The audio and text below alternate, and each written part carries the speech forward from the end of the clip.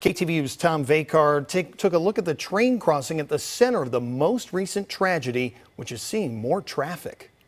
Federal Railroad Administration crash investigators continue to comb through the scene of a deadly Sunday early afternoon collision where a 5-car Oakland-bound Amtrak train smashed into a Honda Civic.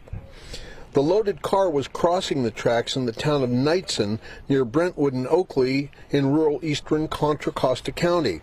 The victims were on their way to a fundraiser for the family of a Brentwood resident who died last week. The crash happened very near to that fundraiser where paramedics had already been summoned to care for a person who fainted in the hot outdoor event.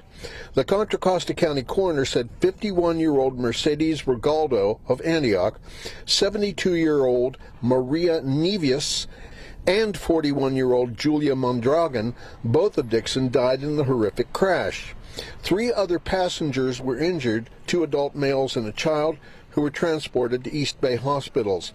None of the 80 passengers on the train was injured.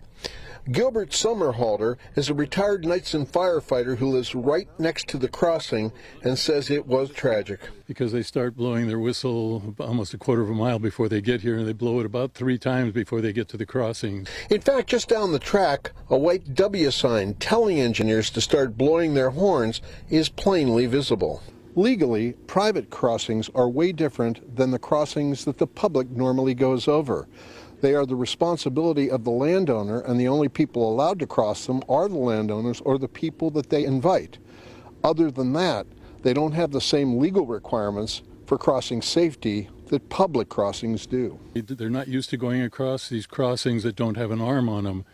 And so they figure if the arm isn't down, they can go across. A memorial to another victim of the crossing is just feet away. So this is about the 4th person, I guess, that's been killed on this crossing right there.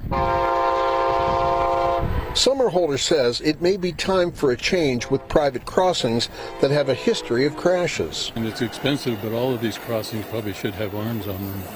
Or some kind of at least a signal. Funeral arrangements are pending. Tom Vakar, KTVU, Fox 2 News.